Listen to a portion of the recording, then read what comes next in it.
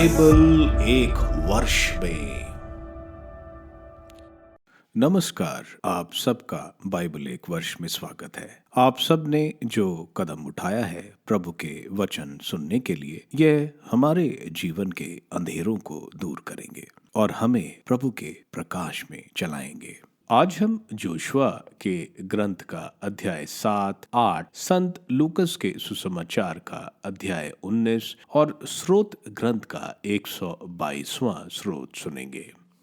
प्रभु का वचन सुनने से पहले आइए हम ईश्वर से प्रार्थना करें। हे प्रभु, हम आपका वचन सुनने वाले हैं। हमारे मन की आंखें खोलें और हमें आध्यात्मिक प्रज्ञा दें ताकि हम आपको जान सकें और आपके वचन के अनुसार अपना जीवन जिए। यह हम मांगते हैं आपसे प्रभु यीशु के नाम, आमीन।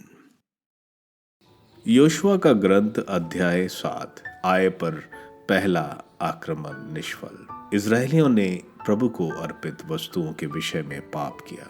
यूदा वंशी आकान ने, जिसके पुरखे कर्मी, जब्वी और जेरा थे, उन वस्तुओं में से अपने लिए कुछ ले लिया। इसलिए प्रभु की क्रोधाग्नि इजरायलियों के विरुद्ध भड़क उठी। योशुआ ने यरीको के कई पुरुषों को बेत आवेदन के निकट आए, जो बेतल के पूर्व में स्थित है, यह कहते हुए भेजा कि वहां जाकर उस प्रांत का भेद लो। तब उन पुरुषों ने जाकर आय का भेद लिया। योशुआ के पास लौटकर उन्होंने उससे कहा, वहां सारी सेना भेजने की जरूरत नहीं है। 2 या 3 हजार आदमी जाएं और आय पर आक्रमण करें। उन लोगों की संख्या अधिक नहीं है, इसलिए वहां सब लोगों को जाने का कष्ट ना दें। अतः लोगों ने लगभग 3000 पुरुष वहां गए, परंतु आय के लोगों के सामने उन्हें पीठ दिखानी पड़ी। आय के लोगों ने उनमें लगभग 36 को मार डाला और नगर के फाटक के सामने से शरीब्रीम तक उनका पीछा किया और ढलान पर उन्हें मार डाला। लोगों का हृदय दहल उठा और उनका साहस टूट गया। योशुआ की प्रार्थना। योशुआ ने अपने वस्त्र फाड़े और वह इजराइल के नेता शाम तक प्रभु की मंजूषा के सामने मुंह के बल पड़े रहे। उन्होंने अपने अपने सिर पर राख डाली। योशुआ ने प्रार्थना की, हाय प्रभु मेरे स्वामी, तूने क्यों इस प्रजा को यारदन पार कर दिया? क्या तू हमें अमोरियों के हवाले कर हमारा सर्वनाश करना चाहता है?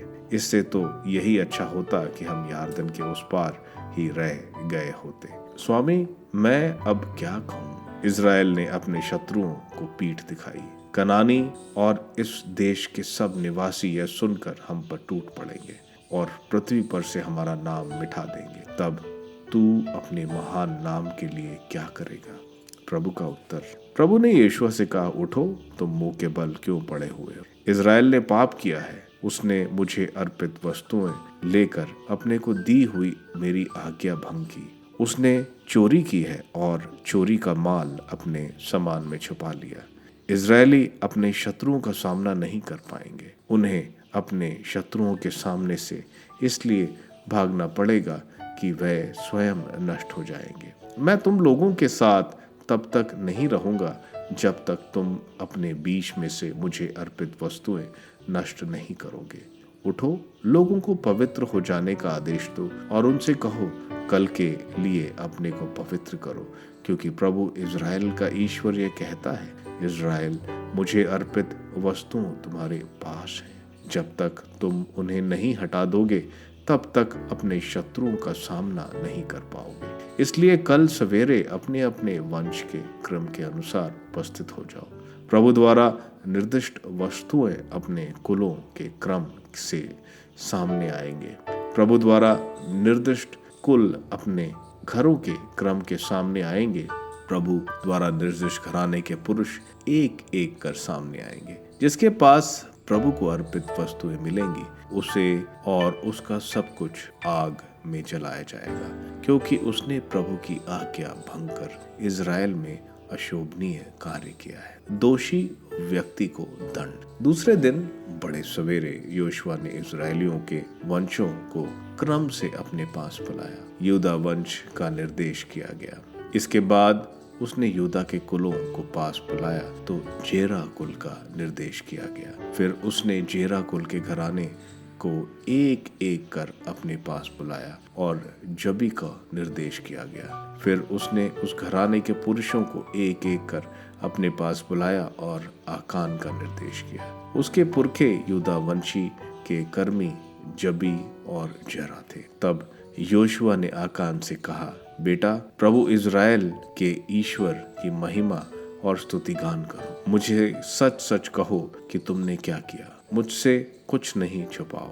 आकान ने योशुआ को उत्तर दिया, मैंने सचमुच प्रभु इज़राइल के ईश्वर के विरुद्ध अपराध किया है। मैंने ये किया था, मैंने लूट के माल में शिनार देश का एक सुंदर वस्त्र, 200 चांदी शेकल और 50 शेकल की सोने की ईंट देखी। मेरे मन में लालच उत्पन्न हुआ और मैंने उन्हें रख लिया। वे मेरे तंबू के भीतर जमीन में गड़े हैं, चांदी सबसे नीचे है। इस पर योशुआ ने दूतों को भेजा।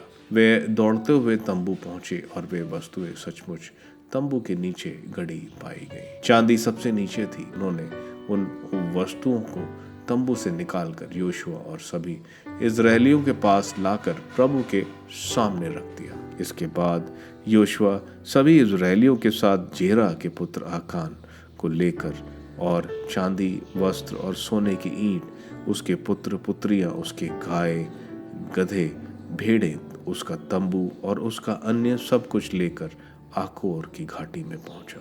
योशुआ ने कहा, तुमने हमें विपत्ति का शिकार क्यों बनाया? प्रभु आज तुम पर विपत्ति डाले। तब सब इजरायलियों ने पत्थर फेंक फेंक कर उन्हें मार डाला। पत्थरों से मार डालने के बाद उन्होंने उनको आग में जला दिया। फिर उसके ऊपर उन्होंने पत्थरों का एक बड़ा ढेर लगा दिया जो आज तक वहां पड़ा है। तब प्रभु का महाकोप शांत हुआ, इसलिए आज तक वह स्थान आकोर की घाटी कहलाता है। योशुआ का ग्रंथ अध्याय 8, आय पर आक्रमण का आदेश। इसके बाद प्रभु ने योशुआ से कहा, तुम मत डरो और नहीं घबराओ। सब योद्धाओं को साथ लेकर आय पर आक्रमण करो। देखो, मैंने आय के राजा को, उसकी प्रजा, उसके नगर और उसके देश को तुम्हारे हाथ दिया है। आय और उसके राजा के साथ वैसा ही व्यवहार करो जैसा तुमने यरीहो और उसके राजा के साथ किया। हाँ, तुम वहाँ की लूट का माल और वहाँ के पशु अपने लिए ले जा सकते हो। तुम नगर के पीछे घात लगाओ। आय पर अधिकार पाने की युक्ति। योशुआ उठा और उसने सब सैनिकों के साथ लेकर आय की ओर कूच किया। योशुआ ने 30,000 वीर योद्धाओं को चुना और उन्हें रात में वहां भेज दिया। उसने उन्हें यह आदेश दिया, ध्यान से सुनो, तुम नगर के पीछे घात लगाकर बैठो। नगर से बहुत दूर नहीं रहो, तैयार रहो। इधर मैं और मेरे साथी के सब लोग नगर की ओर प्रस्थान करेंगे। जब वे लोग पहले की तरह हम पर टूट पड़ेंगे तो हम उनके सामने से पीछे हटने लगेंगे। इस पर वे हमारा पीछा करेंगे। हम उन्हें नगर के बाहर दूर तक खींच ले आएंगे।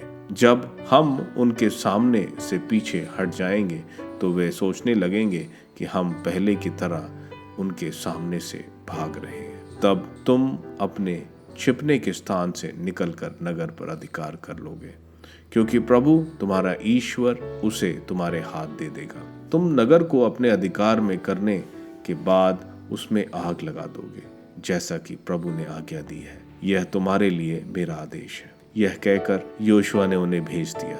वह घात लगाकर आय के पश्चिम में बेतल और आय के बीच छुप गए। योशुआ रात में लोगों के साथ रहा। योशुआ बड़े सवेरे उठा। उसने सैनिकों का निरीक्षण किया और इज़राइल के नेताओं के साथ उनके आगे चलता हुआ आय की ओर प्रस्थान किया। वह सब योद्धाओं के साथ नगर के पास पहुंचा और आय के उत्तर में पड़ाव डाला। उनके और आय के बीच खड्ड था। उसने लगभग 4,000 आदमियों को बेतल और आय के बीच नगर की पश्चिमी दिशा में घात में बैठा दिया। उन्होंने सेना को इस प्रकार सज्जित किया। मुख्य सेना नगर के उत्तर में थी और सेना का शेष भाग नगर के पश्चिम में, परंतु योशुआ ने वह रात घाटी में ही बिताई। आय पर आक्रमण। आय के राजा ने जब देखा तब वह, उसके सब सैनिक और नगर के लोग शीघ्र ही इज़राइल के विरुद्ध लड़ने के अराबा की ओर उतार तक बढ़ गए, क्योंकि उसे पता नहीं था कि उसके विरुद्ध नगर के पीछे में घात लगाई गई है। योशुआ ने सब इज़राइली उनके सामने से हट गए और उजाड़खंड की ओर भाग निकले। तब नगर में मौजूद सब लोग से उनका पीछा करने को कहा गया। वे योशुआ का पीछा करते नगर से दूर निकल गए। आय या बेतल में कोई ऐसा आदमी नहीं रहा जो इज़राइलियों का पीछा करने ना गया हो। वे नगर को आरक्षित छोड़कर इज़राइलियों को पीछा करते गए। तब प्रभु ने योशुआ से कहा, अपने हाथ का भाला आय की ओर करो, मैं आय को तुम्हारे हाथ कर दूंगा। योशुआ ने अपने हाथ का भाला नगर की ओर किया।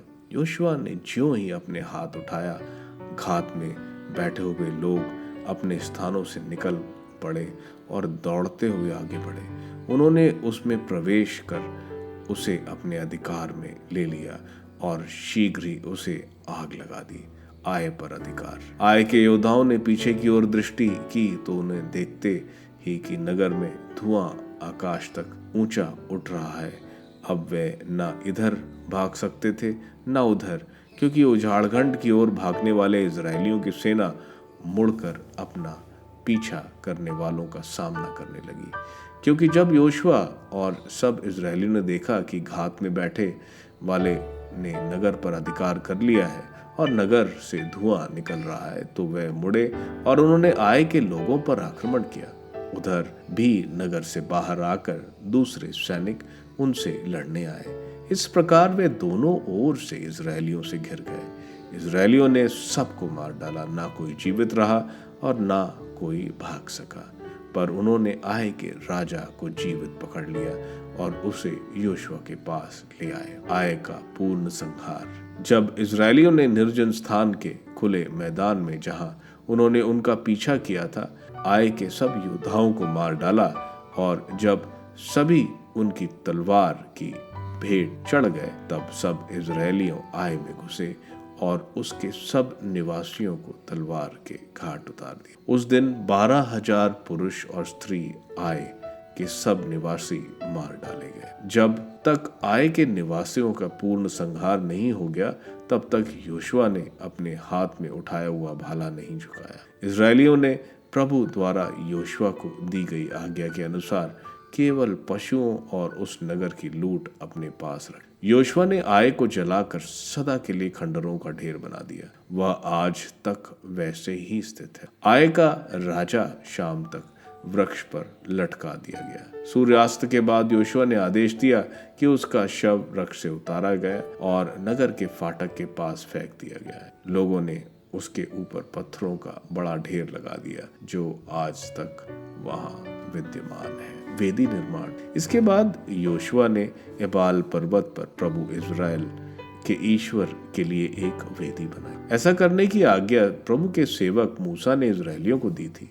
जैसा कि मूसा की संहिता के ग्रंथ में लिखा है, उन्होंने ऐसे पत्थरों से, जिन पर छेनी नहीं चलाई गई थी, एक वेदी बनाई और उस पर प्रभु को होम बलि तथा शांति बलियां चढ़ाई। योशुआ द्वारा संहिता का पाठ। इसके बाद उसने वहां के पत्थरों पर इज़राइलियों के सामने मूसा द्वारा लिखित संहिता की प्रतिलिपि अंकित की। सारा इज़राइल, प्रवासी, स्वदेशी, नेता, सचिव और न्यायाधीश प्रभु के विधान की मंजूषा के दोनों ओर और मंजूषा ढोने वाले लेवी वंशी याजकों के सामने खड़े थे। लोगों का आधा भाग गिरिशम पर्वत के सामने था और आधा भाग एबाल पर्वत के सामने, ठीक वैसे ही जैसे प्रभु के सेवक मूसा ने इज़राइलियों को पहले आशीर्वाद देने की विधि बताई थी। इसके बाद उसने संपूर्ण संहिता के शब्द, आशीर्वाद और अभिशाप ठीक उसी रूप में पढ़ सुनाए जिस रूप में वे संहिता के ग्रंथ में लिखे हुए थे। मूसा द्वारा बताई गई सब बातों में एक भी बात ऐसी नहीं थी जिसे योशुआ ने सारे इज़राइली समुदाय, स्त्रियों, बच्चों और उनके साथ रहने वाले प्रवासियों के सामने ना पढ़ा हो। संत लूकस का अध्याय 19। नाकेदार जक्कैयुस। ईसा यरीको में प्रवेश कर आगे बढ़ रहे थे। जक्कैयुस नामक एक प्रमुख और धनी नाकेदार यह देखना चाहता था कि ईसा कैसे हैं, परंतु वह छोटे कद का था, इसलिए वह भीड़ में उन्हें नहीं देख सका। वह आगे दौड़कर ईसा को देखने के लिए एक गुलर के पेड़ पर चढ़ गया, क्योंकि वह उसी रास्ते से आने वाले थे। जब ईसा उस जगह पहुंचे तो उन्होंने आंखें ऊपर उठाकर जक्कैयुस से कहा, जक्कैयुस, जल्दी नीचे आओ, क्योंकि आज मुझे तुम्हारे यहाँ ठहरना है। उसने तुरंत उतरकर आनंद के साथ अपने यहाँ ईसा का स्वागत किया। इस पर सब लोग यह कहते हुए भुनभुनाते रहे, वे एक पापी के यहाँ ठहरने गए। जक्कैयुस ने दृढ़ता से प्रभु से कहा, प्रभु देखिए, मैं अपनी आधी संपत्ति गरीबों को दूंगा, और मैंने जिन लोगों के साथ किसी बात में बेईमानी की है उन्हें उसका चौगुना लौटा दूंगा। ईसा ने उससे कहा, आज इस घर में मुक्ति का आगमन हुआ है, क्योंकि यह भी इब्राहिम का बेटा है। जो खो गया था, मानव पुत्र उसी को खोजने और बचाने आया है। अशरफियों का दृष्टांत। जब लोग ये बातें सुन रहे थे तो ईसा ने एक दृष्टांत भी सुनाया, क्योंकि ईसा को यरूशलेम के निकट पाकर वे यह समझ रहे थे कि ईश्वर का राज्य तुरंत प्रकट होने वाला है। उन्होंने कहा, एक कुलीन मनुष्य राजपद प्राप्त कर लौटने के विचार से दूर देश चला गया। उसने अपने 10 सेवकों को बुलाया और उन्हें एक एक अशर्फी देकर कहा, मेरे लौटने तक व्यापार करो।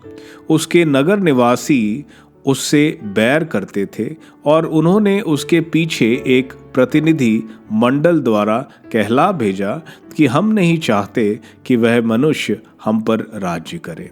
वह राजपद पाकर लौटा और उसने जिन सेवकों को धन दिया था उन्हें बुलवा भेजा और ये जानना चाहा कि प्रत्येक ने व्यापार में कितना कमाया है।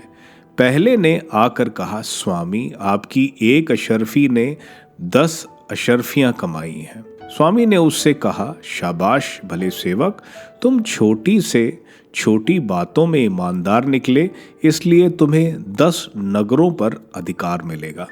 दूसरे ने आकर कहा, स्वामी, आपकी एक अशर्फी ने 5 अशर्फियां कमाई हैं। और स्वामी ने उससे कहा, तुम्हें 5 नगरों पर अधिकार मिलेगा।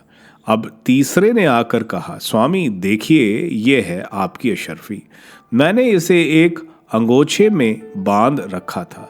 मैं आपसे डरता था क्योंकि आप कठोर हैं। आपने जो जमा नहीं किया उसे आप निकालते हैं और जो नहीं बोया उसे लुनाते हैं। स्वामी ने उससे कहा, दुष्ट सेवक, मैं तेरे ही शब्दों से तेरा न्याय करूंगा। तू जानता था कि मैं कठोर हूँ।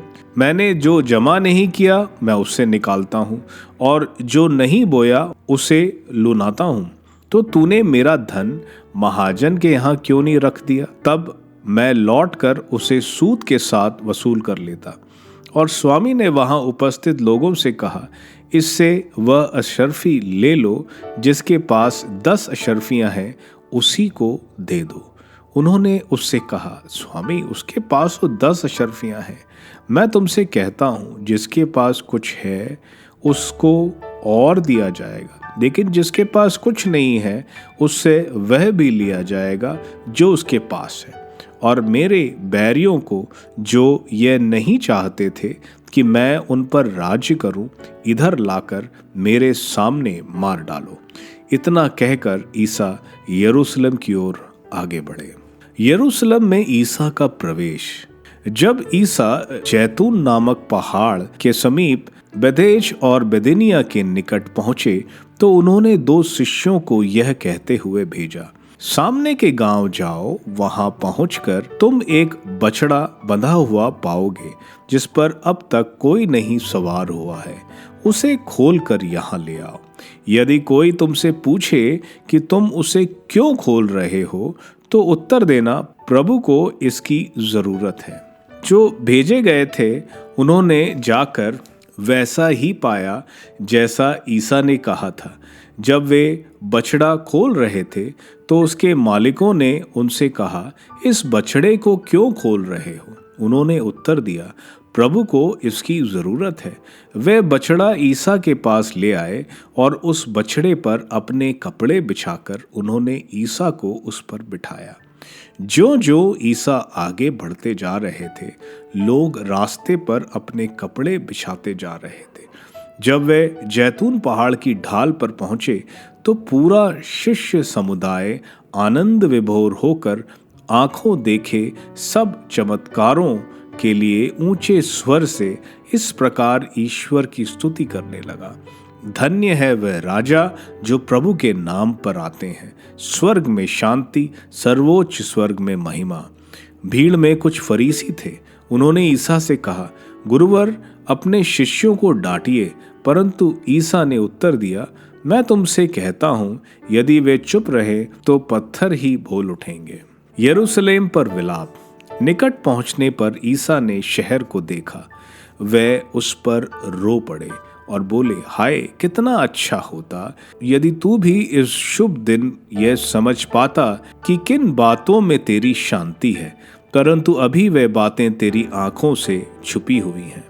तुझ पर वे दिन आएंगे जब तेरे शत्रु तेरे चारों ओर मोर्चा बांधकर तुझे घेर लेंगे, तुझ पर चारों ओर से दबाव डालेंगे, तुझे तेरे अंदर रहने वाली तेरी प्रजा को मटिया मेट कर देंगे और तुझ में एक पत्थर पर दूसरा पत्थर पड़ा नहीं रहने देंगे, क्योंकि तूने अपने प्रभु के आगमन की शुभ घड़ी को नहीं पहचाना।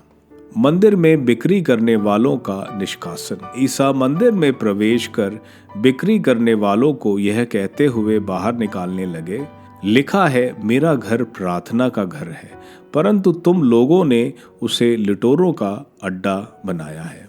मंदिर में शिक्षा। वे प्रतिदिन मंदिर में शिक्षा देते थे। महायाजक, शास्त्री और जनता के नेता उनके सर्वनाश का उपाय ढूंढ रहे थे, परंतु उन्हें नहीं सूझ रहा था कि क्या करें, क्योंकि सारी जनता बड़ी रुचि से उनकी शिक्षा सुनती थी। स्रोत ग्रंथ स्रोत 122। यरूशलेम की स्तुति। तीर्थ यात्रा का एक गीत दाऊद का। मैं यह सुनकर आनंदित हो उठा, आओ हम ईश्वर के मंदिर चले। यरूशलेम, अब हम पहुंचे हैं, हमने तेरे फाटकों में प्रवेश किया है। एक सुसंगठित नगर के रूप में यरूशलेम का निर्माण हुआ है। यहाँ इज़राइल के वंश, प्रभु के वंश आते हैं। वे ईश्वर का स्तुतिगान करने आते हैं, जैसा कि इज़राइल को आदेश मिला है। यहाँ न्याय के आसन, दाऊद के वंश के आसन संस्थापित हैं। यरूशलेम के लिए शांति का यह वरदान मांगो, जो तुझको प्यार करते हैं वे सुखी हों। तेरी चार दीवारी में शांति बनी रहे, तेरे भवनों में सुरक्षा हो। मेरे भाई और मित्र यहाँ रहते हैं, इसलिए कहता हूँ तुझ में शांति बनी रहे। हमारा प्रभु ईश्वर यहाँ निवास करता है, इसलिए मैं तेरे कल्याण की मंगल कामना करता हूँ। योशुआ के अध्याय 7 में हम देखते हैं इज़राइल एआई को कब्जा करना चाहते हैं, ताकि वे उत्तर और दक्षिण के इलाके का जोड़ तोड़ दें और फिर उत्तर और दक्षिण के इलाके पर कब्जा करें। हम देखते हैं पहली बार इज़राइल कानान देश में हार का सामना करते हैं। यह हार उनके ईश्वर के विरुद्ध पाप करने की वजह से हुआ, क्योंकि ईश्वर ने कहा था कि जो भी लूट का सामान होगा वह प्रभु को चढ़ाया जाएगा। वहीं हम देखते हैं आचन, जो यूदा के वंश का था, उसने लूट का सामान, जो एक वस्त्र, चांदी और सोने की ईंटें, जिसकी वजह से प्रभु क्रोधित हुए। इसके अलावा भी उनको घमंड था कि वे तो आराम से जीत जाएंगे और 3000 सैनिक लेकर जाते हैं। साथ ही इन लोगों ने प्रभु से उनकी मर्जी नहीं पूछी, इसलिए 36 लोग मारे जाते हैं। योशुआ के विलाप पर प्रभु उसको बताते हैं कि प्रभु को अर्पित वस्तु उन्होंने अपने पास रख ली है और प्रभु की आज्ञा का उल्लंघन किया है। इस तरह आचान और उसके परिवार को मार दिया जाता है। परिवार को इसलिए मारा जाता है क्योंकि वह भी पाप के सहभागी थे, क्योंकि उनके तंबू में ही वचन ने ये गाड़ा था। यह अध्याय हमें प्रभु की आज्ञाकारिता कितना जरूरी है बता रहा है। योशुआ के अध्याय 8 में हम देखते हैं प्रभु योशुआ को बताते हैं कि किस तरह से एआई पर आक्रमण करना है। इस बार इजरायली प्रभु के बताए तरीके से एआई पर हमला करते हैं। एआई एक बड़ा शहर था जिसमें महल, मंदिर और अच्छे स्तर के घर थे। इस युद्ध में प्रभु के बताए अनुसार एक टुकड़ी एम्बुश में एआई और बेथल के बीच बैठी, दूसरी सामने से एआई पर आक्रमण करने का दिखावा करती है। एआई की सेना जब इजराइल की सेना के पास आई तो इजराइल की सेना भाग गई जैसे पिछली बार भागी थी। एआई की सेना उनका पीछा करती है और शहर से बाहर उनका पीछा करते निकलती है। इसी दौरान एम्बुश वाली जो टुकड़ी है वह शहर में घुस जाती है और पूरे शहर को आग लगा देती है। यह एआई की सेना का मनोबल तोड़ देती है। वे दोनों तरफ से घेर लिए गए और खत्म कर दिए जाते हैं। एआई के राजा को भी मार दिया गया जैसे प्रभु ने कहा था। योशुआ ने अपना भाला उठाए रखा जब तक इजराइल जीता नहीं। आगे हम देखते हैं जैसे मूसा ने कहा था इबोल के पहाड़ पर ईश्वर के लिए बलि चढ़ाई जाएगी। वहां पत्थरों पर मूसा द्वारा संहिता लिखी गई। इबोल पहाड़ पर रूबन, गाद, एशर, जबुलैन, डैन और नफ्ताली वहां से अभिशाप बोलेंगे और गेरिज़म पहाड़ी से लेवी, यूदा, इश्कार, योसेफ और बेंजामिन संहिता का पालन करने पर आशीर्वाद बोलेंगे। संत लूकस के सुसमाचार के अध्याय 19 में हम देखते हैं यरीको में एक और वाक्या होता है। यरीको एक बॉर्डर शहर है जो पेरिया और जूडिया इलाका जिसको रोम के अधीन थे, वहीं पर काफी व्यापार और रसद का आना जाना लगा रहता है। यहाँ का मुख्य नाकेदार यानी टैक्स कलेक्टर ज़क्कैयुस था। इसके नीचे काफी नाकेदार थे। यह बहुत धनी था। नाकेदार काफी गलत तरीके से धन इकट्ठा करते थे। जितना टैक्स होना चाहिए उसके कई ज्यादा वे लेते थे और इसलिए लोग इनको बहुत बुरी नजर से देखते थे और पापियों की गिनती में करते थे। ज़क्कैयुस को मालूम चलने पर कि प्रभु वहां से आ रहे हैं, वो दौड़ता है, जो एक धनी और प्रतापी को शोभा नहीं देता। दौड़कर प्रभु को देखने के लिए सिगमोर के पेड़ पर चढ़ जाता है। प्रभु ज़क्कैयुस को देख लेते हैं और उसको नीचे बुलाते हैं और कहते हैं आज प्रभु ज़क्कैयुस के घर रुकेंगे। ज़क्कैयुस को हम देखते हैं बड़ी खुशी और सेवा भाव से प्रभु को स्वीकारता है और उनका अतिथि सत्कार करता है जैसे अब्राहिम ने स्वीकारा था। उत्पत्ति ग्रंथ के अध्याय 18 वचन 6 में किया था। प्रभु से मिलने के बाद ज़क्कैयुस का हृदय परिवर्तन होता है। वह बोलता है कि वह अपनी आधी संपत्ति गरीबों को दे देगा और अगर उसने किसी का गलत किया है तो उसको 4 गुना, जो सबसे ज्यादा यानी मूसा की संहिता के अनुसार अगर किसी से चोरी की गई है तो दी जाएगी।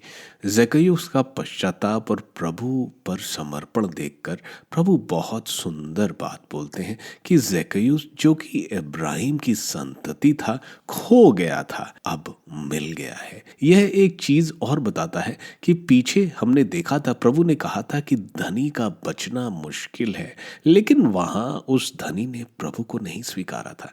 यहाँ ज़क्कैयुस जो धनी था और पश्चाताप और प्रभु को स्वीकारने पर बचाया जाता है। प्रभु धनी, गरीब, पापी सबको बचाने आए हैं। आगे हम देखते हैं प्रभु यरूशलेम के नजदीक है। शिष्य समझते हैं अभी ईश्वर का राज्य आ जाएगा, लेकिन ईश्वर का राज्य जब प्रभु स्वर्ग से दूसरी बार आएंगे तब आएगा। प्रभु यहाँ दृष्टांत बता रहे हैं। यहाँ कुलीन यानी अच्छा मनुष्य, नोबलमैन प्रभु खुद है। दूर देश प्रभु के पुनरुत्थान के बाद स्वर्ग में जाने को बताया गया है। वापसी प्रभु का दूसरा आगमन के बारे में है। अशर्फी प्रभु ने जो हमें आत्मिक तोहफे और आशीर्वाद दिए हैं। अशर्फी जिनको दी गई है वो हम क्रिस्ती हैं, जिनको प्रभु ने आशीर्वाद दिया है। भले सेवक वे हैं जिन्होंने सुसमाचार को दूसरों में फैलाया है और नगर अनंत जीवन के उपहार है। वो सेवक जो अशर्फी को अंगोछे में बांधता है वो है जो प्रभु द्वारा दिए गए आत्मिक वरदानों का इस्तेमाल नहीं करते और प्रभु का सुसमाचार दूसरों को नहीं देते। नागरिक जो राजा को नहीं मानते वे वो यहूदी और अन्य लोग हैं जो प्रभु को ठुकराते हैं, प्रभु के सुसमाचार को ठुकराते हैं। इसलिए प्रभु ने हमें जो वरदान दिए हैं हमें उसका इस्तेमाल करना चाहिए और प्रभु का सुसमाचार दूसरों को देना चाहिए। इसके बाद प्रभु यरीको छोड़कर यरूशलेम की तरफ चले। यरीको समुद्र तल से नीचे की गहराई में है, वहीं यरूशलेम 2300 फीट ऊपर है, इसलिए काफी चढ़ाई चढ़नी पड़ेगी। अब यह हफ्ता प्रभु के जीवन का आखिरी हफ्ता है और उनके 3 साल के प्रचार का अंत। यह समय पास्का के त्योहार का समय था, जब पूरा यरूशलेम तीर्थ यात्रियों से भरा हुआ था। पास्का का पर्व अवीव के महीने के 14वें दिन मनाया जाता है। 10वें दिन यहूदी बलि का मेमना अपने घर लाते हैं। प्रभु यरूशलेम में 10वें दिन प्रवेश करते हैं, यानी ईश्वर का मेमना। प्रभु यहाँ 2 शिष्यों को बोलते हैं, जाकर एक बछड़े को लेके आओ और जिस पर कोई चढ़ा नहीं। शिष्य वैसा ही करते हैं और वे एक गधे को लेकर आते हैं। प्रभु उस पर बैठकर यरूशलेम में प्रवेश करते हैं, जैसा कि जकारिया के ग्रंथ अध्याय 9 वचन 9 में लिखा है। सारे लोग अपने कपड़े बिछाकर उनके राजस्व को स्वीकार कर रहे थे, क्योंकि सब लोगों ने प्रभु के महान कार्य सुन रखे थे। वहीं यह सब देखकर शिष्य भी आनंद में पुकारते हैं, धन्य है वह राजा जो प्रभु के नाम पर आते हैं। स्वर्ग में शांति और सर्वोच्च स्वर्ग में महिमा। यह सुनकर फरीसी चुप करने को कहते हैं, क्योंकि वो मसीहा राजा की घोषणा कर रहे हैं। प्रभु उनको बोलते हैं कि वे घोषणा नहीं करेंगे तो ये पत्थर करेंगे। इस तरह फरीसी वे लोग हैं जो प्रभु जो राजा है उनको स्वीकार नहीं कर रहे। आगे हम देखते हैं, जब प्रभु नीचे उतर रहे थे, प्रभु ने यरूशलेम शहर देखा और रोते हैं, क्योंकि एडी 70 में यरूशलेम पर घोर विपत्ति आने वाली है। जब एडी 70 में यरूशलेम को रोम की सेना ध्वस्त करेगी, यरूशलेम का मंदिर तोड़ दिया जाएगा, एक भी पत्थर नहीं खड़ा रहेगा। तकरीबन 11 लाख यहूदी मारे गए और 97,000 यानी 97,000 बंदी बनाए गए और गुलामी में गए। यह सब इसलिए हुआ क्योंकि ईश्वर मसीहा आए, उन्होंने ईश्वर को ठुकरा दिया। आगे हम देखते हैं, प्रभु मंदिर में बलि के जानवरों की बिक्री जो वो करते थे, प्रांगण जो अन्य जातियों को था वहां हो रहा था। प्रभु उनको वहां से भगाते हैं। प्रभु मंदिर में रोज शिक्षा देते हैं और लोग जो पास्का मनाने आए थे वह भी प्रभु की शिक्षा सुनते हैं। प्रभु यहाँ पर बुधवार तक रोज शिक्षा देते रहते थे। पुरोहित डरते थे कि अगर वो प्रभु को पकड़ेंगे तो विद्रोह हो जाएगा, क्योंकि लोग उन पर विश्वास करते थे। वे प्रभु को अकेले में पकड़ने का मौका ढूंढ रहे थे। स्रोत ग्रंथ का 122वां स्रोत जायन का एक गीत है। यह रोमांच जो यरूशलेम की तीर्थ यात्रा और प्रभु की आराधना का स्रोतकार सोच रहा है। यह स्रोत क्राइस्ट द किंग फीस्ट या क्रिस्त राजा के पर्व पर भजन अनुवाक्य के तौर पर बोला जाता है। आप सबको धन्यवाद ईश्वर के वचन सुनने के लिए। मैं आपसे विनती करता हूं कि आप बाइबल एक वर्ष में को दूसरों के साथ शेयर करें, क्योंकि प्रभु का वचन स्वयं प्रभु यीशु है। प्रभु को दूसरों को देने वालों को प्रभु की आशीष जरूर मिलेगी। मैं आप सबका बड़ी बेसब्री से कल इंतजार करूंगा। धन्यवाद।